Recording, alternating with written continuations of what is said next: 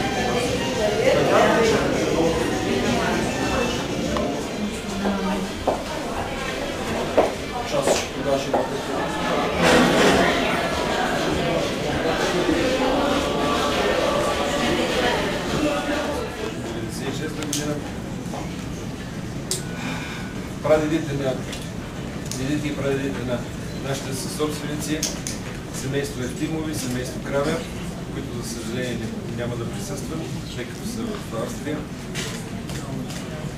На всички наши колеги, строители, проектанти, които дадоха от себе си най-доброто,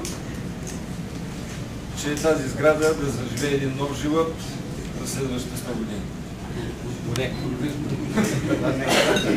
Поне следващите 100 години. Моите колеги и приятели от Съюза на архитектите, от Камерата на архитектите, на нашите лични приятели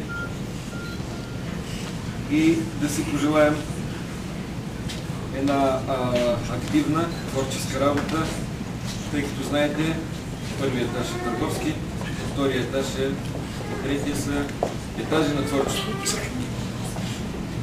Надяваме се нашия офис да бъде дом не само за проектантите, които сме в нов план, а и за всички останали колеги, с които се уважаваме, които са прекрасни професионалисти и уважавани хора в строителния бранш на град Русе.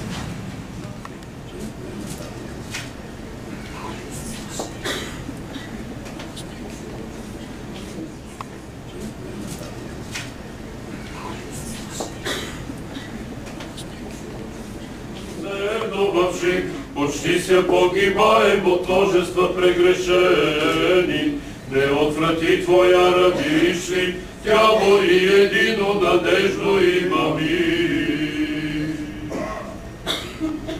Теля душ наших, дарующа го нам възкресение.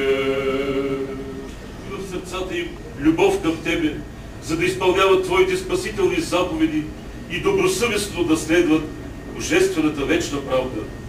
Като виждаш техните благородни желания и добри намерения, обдари ги с Твоята щедрост и милосърдие по молитвите на Пресвета Богородица, с силата на честния и животворящ кръст, по молитвеното застъпничество на свети Георги Победоносец, покровител на нашия град, на свети Димитрий Басармовски, произлязал от недрата на българския народ и на нашата епархия, и на всички Твои светии, защото Ти си, който благославяш и освещаваш всичко и всички.